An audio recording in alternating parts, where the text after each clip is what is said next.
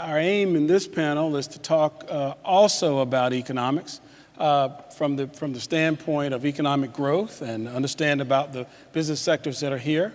We hope to do as well as the chairman and his group have done in explicating what we're doing. So I have the honor of welcoming and introducing these folks, so let me do that. I'll just start on my far right and work this way. On my far right is Pat Rogers, who is president and CEO of Rogers Builders. Pat has been president and CEO of Rogers since 1987. She's done many things in our community. She's been recognized as a leading contractor, Charlotte's Business Person of the Year. She's been chair of the Construction Industry Roundtable, chair of the Charlotte Chamber of Commerce, the Charlotte Symphony Orchestra, and she's been a board member of a number of institutions. Please join me in welcoming Pat Rogers.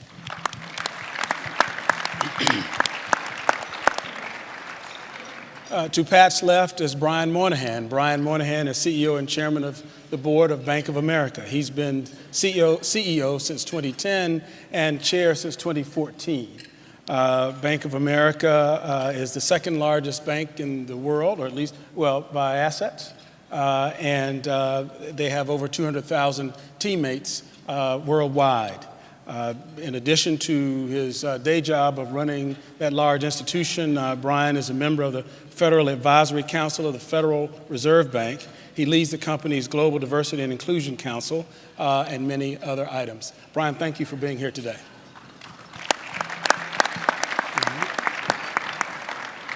Doug Lebda, to my left, founded LendingTree in 1996.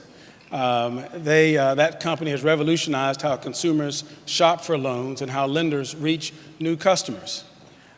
He's led LendingTree through a successful IPO and has served as CEO of that resulting company. Know that this is a homegrown, very successful entity in our community, and we look forward to talking to him about the environment for entrepreneurs and how things work here in this community. Please let's welcome Doug Lebda. And then we have Mike Prager, who is CEO and co-founder of AvidXchange. AvidXchange is the leading provider of on-demand accounts payables management and automated payment solutions. Did I get that right? You got it right. Okay. And since founding AvidXchange in 2000, Mike has been a leader in this field. The Charlotte Business Journal named him as the 2017 Business Person of the Year. He currently is active in the Entrepreneurs Organization as well as the Young Presidents Organization, and he serves on the advisory board of the North Carolina Technology Association. Thank you, Mike, for being here and for locating your company in Charlotte. Thank you very much.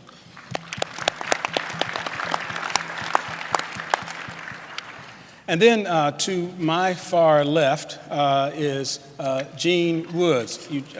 Many of you have had a chance to meet him. He was appointed president and CEO of Carolina's healthcare system in 2016. He oversees one of the largest and most comprehensive healthcare systems in the nation. Carolina's healthcare system has more than 60,000 full-time and part-time employees. And I got these numbers and I had to ask about this.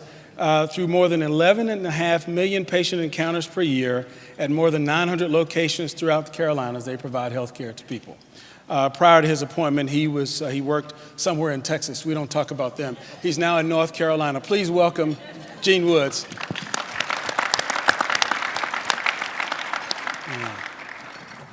So let me just start in a follow-up to our conversation, and I'll throw this out to the group. Does creating economic opportunity in the way that you all do in your various companies, doesn't that lead to economic growth for all? And if not, why not? You. Yes, I should. This takes a little framing because one of the things that you have to do is, as CEOs of companies, we're stewards of the shareholders' money. And so you have to have the reason why you support communities, it has to be part of your business success, and you have to be able to link the two together. So in our company, our construct is, we come to work every day to help people live their financial lives. Our second construct was we drive responsible growth, and one of the aspects of that is to be sustainable. We've been around the earliest parts of the company, traced back 200 plus years. So how do you sustain short-term, long-term, and think across dimensions? Be sustainable, basically three things. Got to have the best people. Got to drive operational excellence so you can invest in the future. And the third most important part for purpose of your question is you got to share your success with your communities. And so if you think about that in the context of Charlotte, there's basically two or three ways you do that. One is your people. What do your people do? And so our people, volunteer 200,000 plus hours a year. They serve on 100 nonprofit boards, and they give their all to this community to help support it, including Andrea's a leader on the task force, or the opportunity task force we just talked about. Then the second question is, what do you do with your money? And so since I've been CEO, we basically about $180 million in support for Charlotte along all dimensions: basic opportunity, arts, and sponsorships. And so about 60 million of that goes to opportunity. And we're going to announce today that we have another $1.5 million to go to the opportunity, leading on opportunity task force to support that.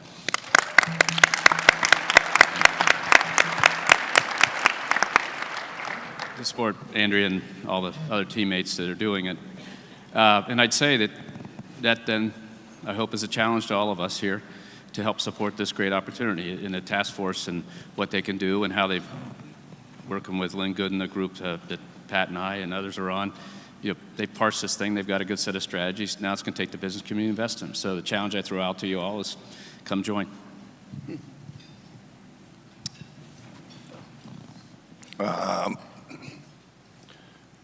My belief is that you create opportunity by creating great jobs. And 20 years ago, when I had to choose a city to go set up Lending Tree, I chose Charlotte. And it's a great town, it's a great city because of the banking, because of the people, but more importantly because of the ethics and the business climate. I remember Brian's former boss, Hugh McCall, saying to me at one point 15 years ago, calling me up and saying, I want to go to lunch with you. And I'm like, who's this guy calling me to take me to lunch? Like, this is crazy. Like, I'm a young entrepreneur. And he said, here's the way we do business in Charlotte. He said, you do business with business, the community, the government, and everybody working together with one mission for whatever it is that we have to do. And it was one of the defining moments of my life. It was one of the most epic moments that I'll never forget, and that's the way you do it. Thank you. Pat?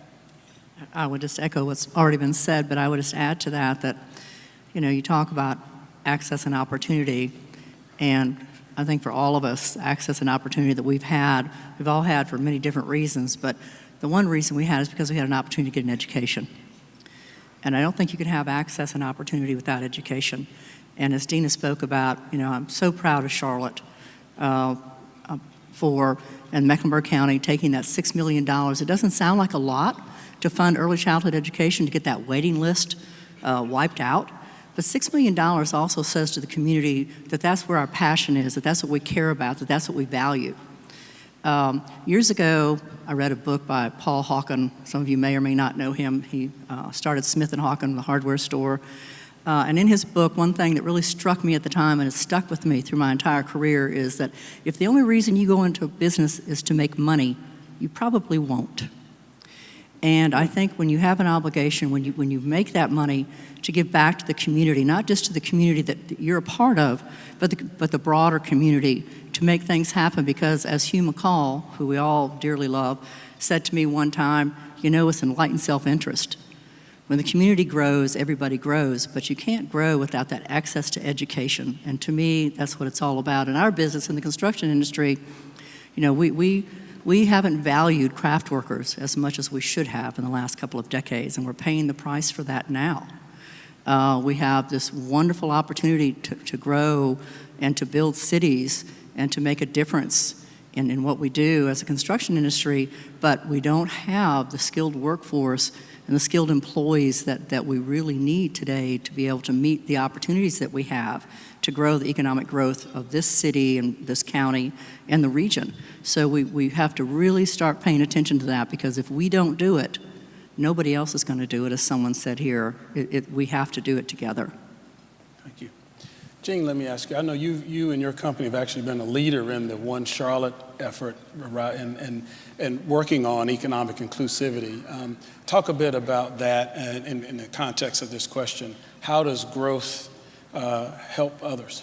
Yeah, and great comments by the colleagues here. I think if you start with the premise, though, the macro, to support what was said, that for the country on a macro level, to maintain our competitive advantage in a global economy, that every single able-bodied American needs to work at their highest potential workforce. I think if you believe that, then these two things are inseparable. And just comment a little bit and then get to the One Charlotte. The thing for me that is as important, the challenges we're having is that I think McKinsey predicts over the next decade, 70 million people will have to find different occupations because of automation. So we're not even thinking about today. We're trying to train people for that, from truck drivers. There's 3.5 million truck drivers right now, and people are talking about semi-autos driving themselves, which I can't think about a big truck kind of without a driver down the road, but all the way to IBM Watson. And so I think we have to start with the premise that we have to retrain our workforce. Right here in Charlotte, we have 6 zip codes that we've defined as priority areas where they have 3 times the issues in terms of diabetes, 3 times issues in terms of just food insecurities. And so working with Novant and some others, we've built sort of a community coalition in terms of how do we make that ground zero for transformation in this community. So as was mentioned, we can raise all boats. And I think that is about healthcare, but as has been echoed, it's about jobs as well. So Mike, you're in the automation business, and it seems like everybody now is trying to do more work with fewer people. So tie that together with me. We're talking about we need to spread economic opportunity across the community, and we're going to have fewer jobs for human beings. How do we accomplish that? So, yeah, the first thing I'll say is that for ours, when we work with a company to do automation, I think this extends, it's really about eliminating a lot of the manual and kind of labor-intensive tasks to allow people to do more value-added things for their organizations. And so we have a huge focus on working with all our client companies on how they really move people to do more analysis, to be more value-added to managing the process rather than doing the manual labor work. So I think there's a natural evolution to those that are inclined, how they can kind of grow with the automation to be more value-added for themselves and for their organizations. Is one. And the last thing I'll say is to kind of pick up on the prior discussion. It's great, having, Doug up here, similar to his story. I picked Charlotte 20 years ago to move from Boston, actually, to Charlotte. And it was all about what I saw is really the, really start of an entrepreneurial community and what the city's done to embrace that. I think the growth of Avid Exchange has been, somewhat resemblant of the growth of Charlotte over the last 17 years. And certainly Lending Tree and Doug, you guys have been great role models in helping other companies kind of see that path. We have a lot of civic pride in Charlotte, hence this event today. So let's go ahead and acknowledge that fact and then ask you this. So how do we, what advice would you give a younger version of yourself? I'll ask both of you, Doug and Mike, who's looking at a place to come. What would you tell them about why they ought to come to Charlotte? Well, I assume you would today. Yeah, exactly. Okay. And I think Charlotte today is still one of the best known secrets related to entrepreneurism across the country.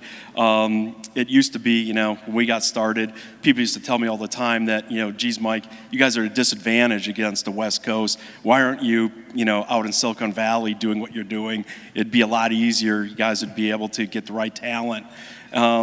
now today, dial forward 17 years, we think, Charlotte's a huge asset for us. It's a huge asset in terms of attracting talent, the whole work-life balance, the weather. And so we think it's a great place to, build a technology software company and get access to the right talent. So I'm a huge supporter of, other entrepreneurs, coming into the area. And I think some of the, special programs around the fintech area in recent years, PayCLT is a great example that, we're fostering some, just phenomenal, young upstart companies. Oh, great. And totally agree. My thing, other than getting capital in Charlotte, which was very, very tough, because at the time it was hard if you weren't in New York or Silicon Valley, the biggest thing for me was people, and that you can get people who actually can care about a company, care about a culture, who are well-trained, who actually want to make a huge difference in the world. And it's not going to be about the sexiest thing next door. You can have people, and you can recruit people here. We move people here from California. We've got 100 people in our Silicon Valley office. They all keep moving here.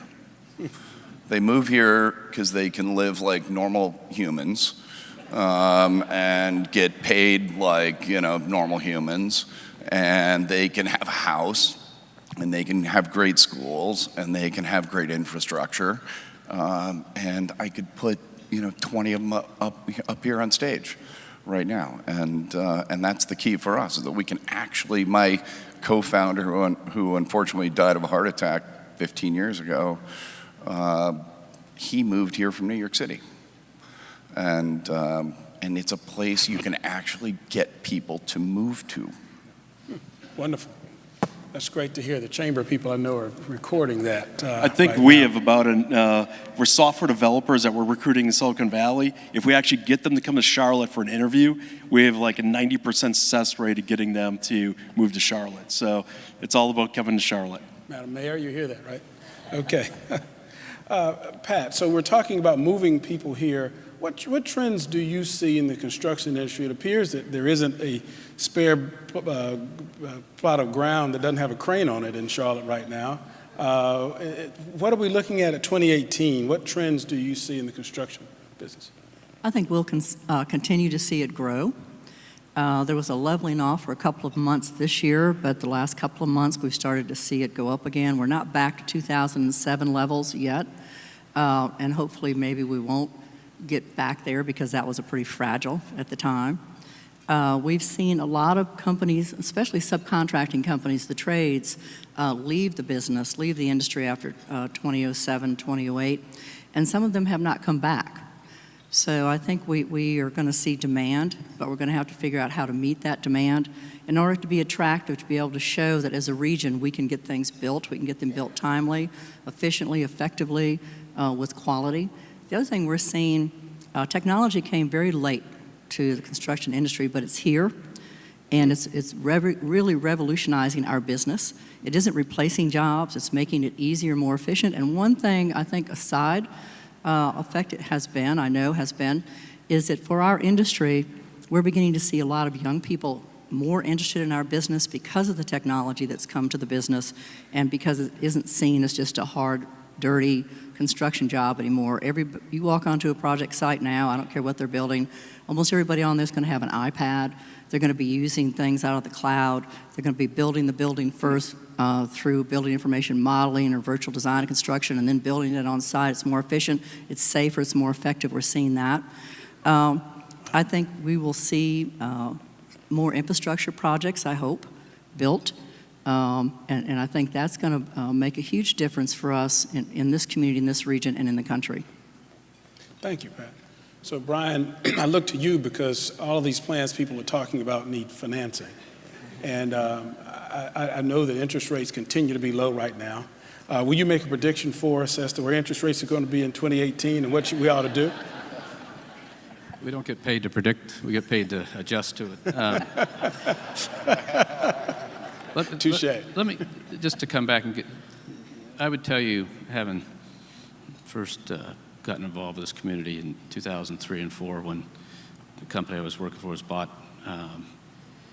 You have something special here, which we got to be careful right now. And all the great things that Doug and others are talking about are absolutely 100% true. But this opportunity thing is something that if you don't solve the reputational aspects, that become very difficult. And it's surprising as I travel around between HB2 last year and that, you heard more about it than you'd expect. And so now you put yourself in the shoes of some CEO someplace that this is what they know. So we have a duty here to make sure that we sort of take care of these things and do them the right way. And that's what impressed me the first time I had the team come in and talk about the findings of the task force and our CLC group, and then secondly come in and talk about some of the strategies as they've thought it through. And so this isn't, this is just, let's make sure we drive that, because that question of basically a safe city, a city which welcomes all the talent you need because you're never going to be able to homegrown it, and a city which can keep building its infrastructure at the pace of growth. Because what's unique about this city is it's growing. It's not true in a lot of other cities. They're fighting the downward spiral, which is a hell of a death spiral to be in. So we just all, as a business community, remind ourselves that the reason why we're successful because of these communities is because we can grow and because our reputation was as a business-friendly, community-friendly, forward-thinking, leaning company. And you and others that helped build it many years ago, we all have to run behind and help, but we got to make sure we don't screw this up. So I'd say that's one thing. In terms of interest rates and growth next year, the United States is growing faster, a little bit faster. Next year we predict about 2.5%. This year it's 2.1, 2.2. It'll finish up. The world's going to grow even faster, almost 4%. So what does that mean? That means the Fed's going to keep raising rates, and maybe this week at their meetings, but they'll be gradual. And Mrs. Yellen, and as it goes over to Governor Powell, the two of them are very mindful of this sort of trick, which is to continue to normalize the environment without slowing the economy down or sending it in the wrong direction.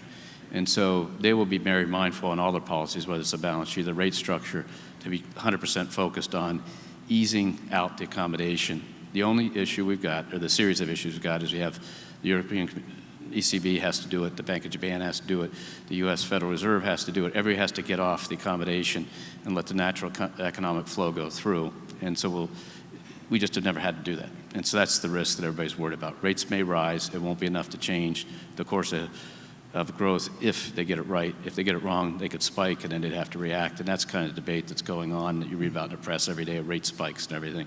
But I think they've got a good view. They're paying attention. They know the risk, and hopefully they'll manage it well. But they're going to raise rates because the economy's stronger. That's not a bad thing. We want that to be true. And if tax reform goes through, and we get a competitive global tax rate and a territorial system, then companies will be a little more aggressive. That will help drive the economy. And I think without factoring that in, we're about 2.4% for GDP growth in the United States, which is faster than this year by about 3 or 4 tenths. Okay. So let me turn to Gene now. Healthcare, I think there are a few things going on in healthcare these days. And like the financial sector, lots of public policy issues. So a couple related questions. It's okay if they all go help Gene's business, leave ours alone. You want the politicians over there? Is that what you? Okay. We need to share the pain. We've had it for long enough. So it appears that, like many other sectors of the economy, consolidation seems to be the word of the day. So first, speak to that. I assume that's correct. Are we near the end of that, or at the beginning of the end, or the end of the beginning? Where are we in that cycle? As you said, the healthcare has been in the news a little bit this past year for all of the repeal, replace, and regulatory issues. But really, if you look at the last 6 days, there's been, including today, there's been 5 multi-billion-dollar consolidations announced in healthcare. Today in the Wall Street Journal was actually good friends of mine, Ascension and also Providence. Ascension's St. Louis, and then Providence out west, form a $46 billion delivery system. It'll be the largest in the country, slightly larger than HCA.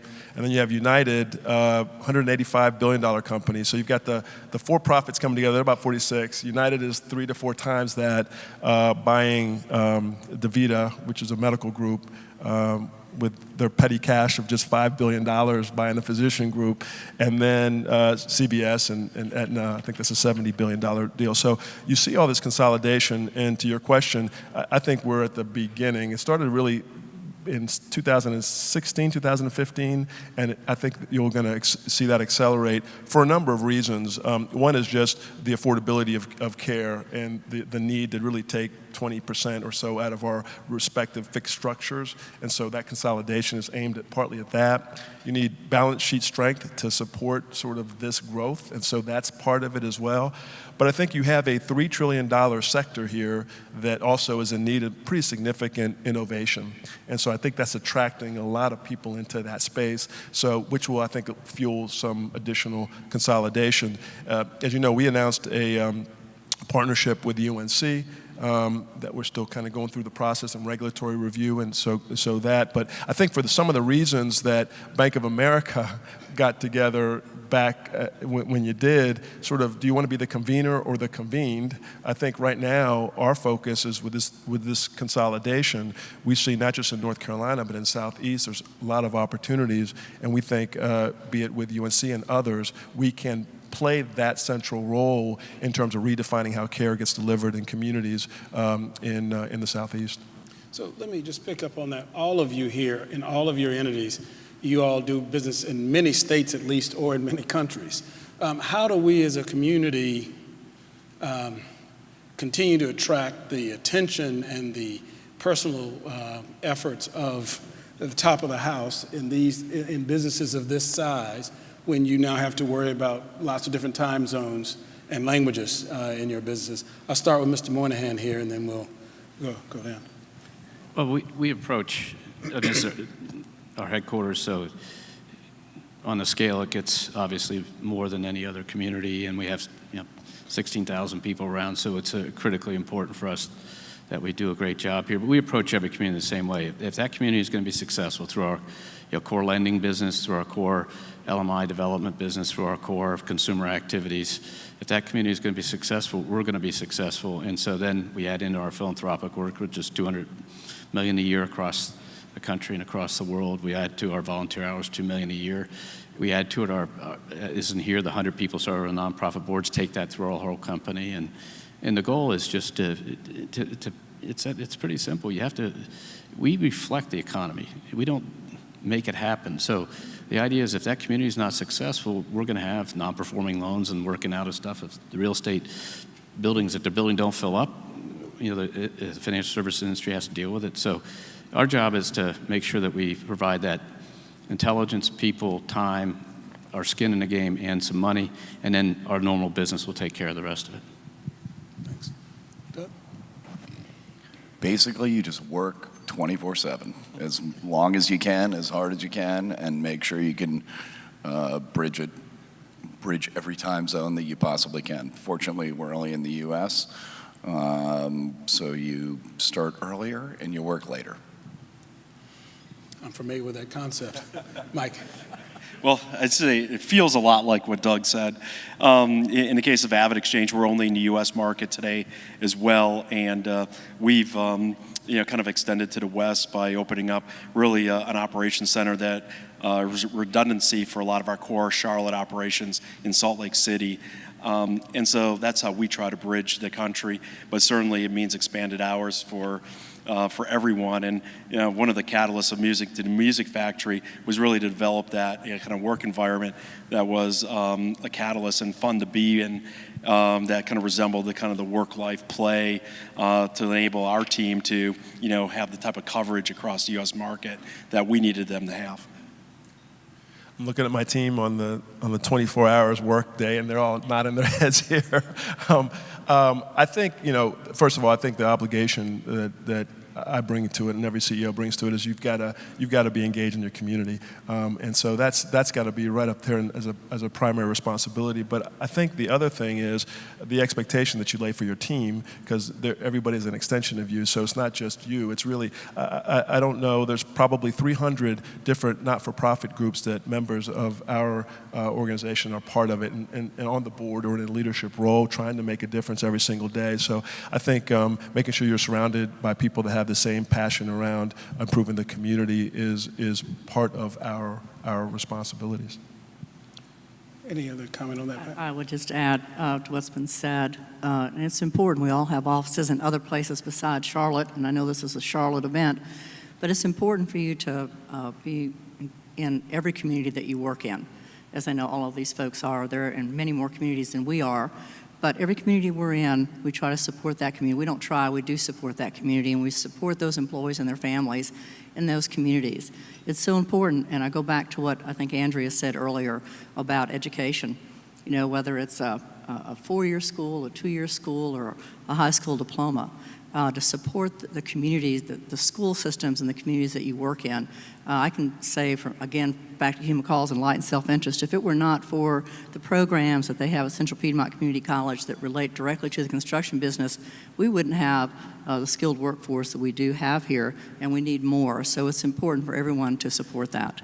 One of the things that all of us that operate in many places need to keep bringing back is the best ideas. So they talked about it a little earlier, but you know, whether it's the work we do in the chambers or work we do in the groups like the CLC that I'm on a few around the country, and you just bring back these ideas, and it can be, you know, the pre-K or what is Read Charlotte and reading by third grade type of conference. It could be in what you see in some other places where the toughest people are detached, the Year Up type programs, you know, those types of things that you see, or Teach for America to do it a different way. It's whatever programs, but one thing is we have to sort, and that, you know, that massive amount of NGOs and others trying to provide these programs, figure out what works overall, figure out what can scale, and then figure out what can apply in each community. And so one of the programs that Andrew and a colleague of hers named Ann Fanuc and I'm trying to work on is how do we rationalize this? Because if we can support the model communities, you can scale.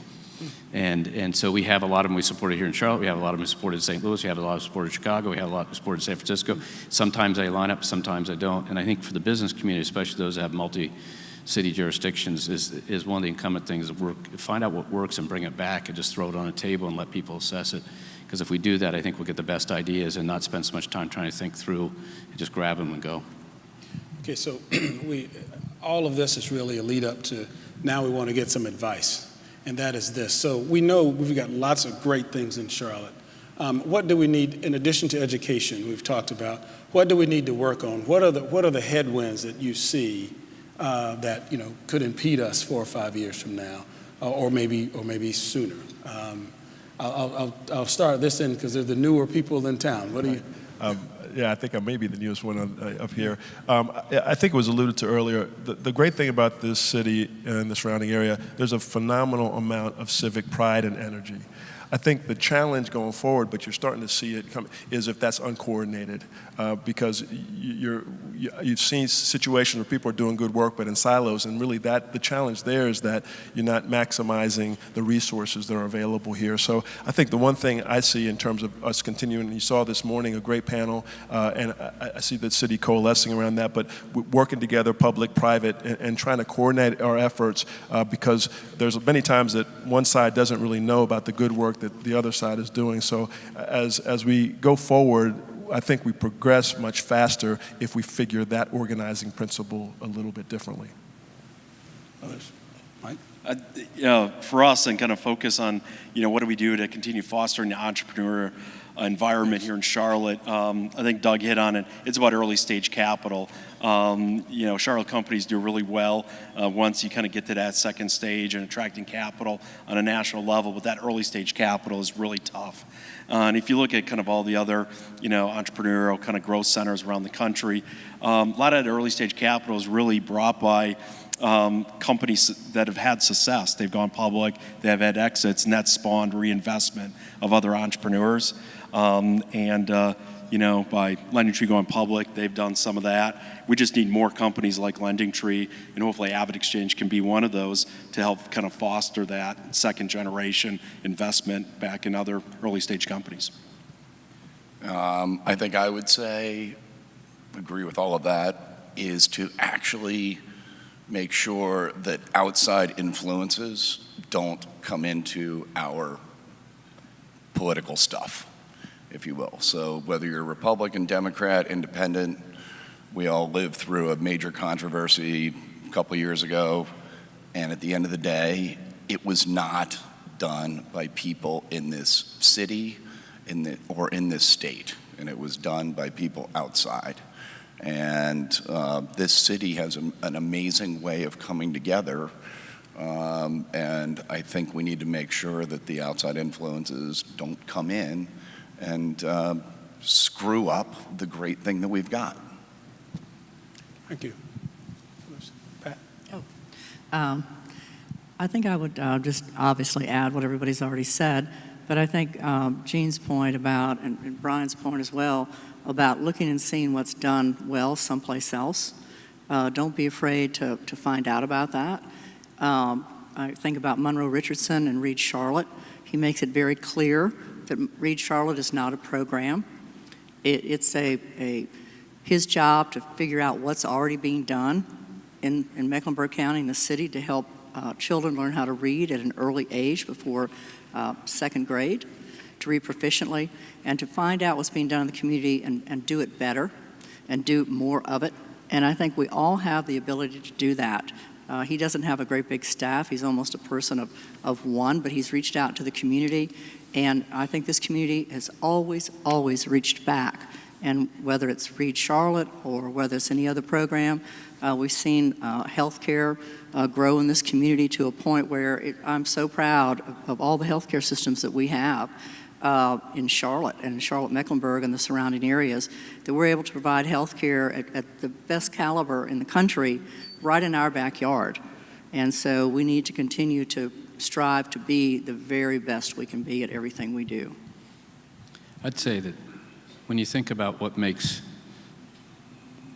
cities great, it's to have people want to be there, and that means they have to be safe, that means they have to have a good arts community, that means they have to have a good education, educational capability, and that means they have to have an innovative and entrepreneurial spirit. And if you go look at the great cities, in the world and great cities over time, they've been able, sometimes they're better on one or on the other, but they all usually have some combination of that. And I think that this city has all those capabilities, and the question is we got to nurture those. In the near term, meaning the next decade to 2 decades, the number one issue is going to be qualified workers.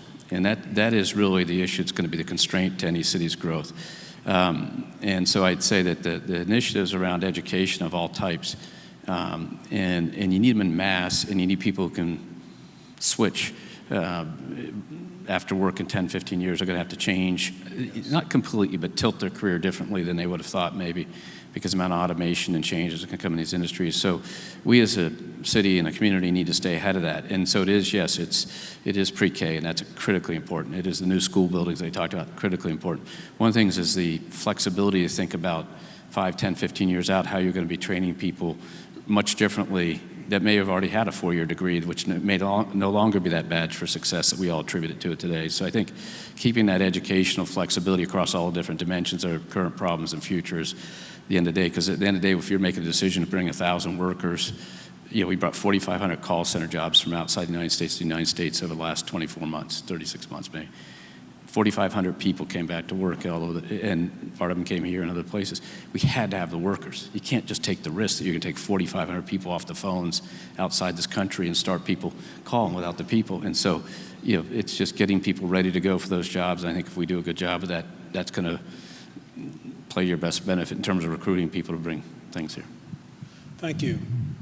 I hope all of you all will agree with me that we've gotten the benefit of a lot of knowledge and some great expertise, and we appreciate you all spending the time and your willingness to demonstrate what we've talked about today, which is if you're here, you've got to be all in, I believe is the comment of the day.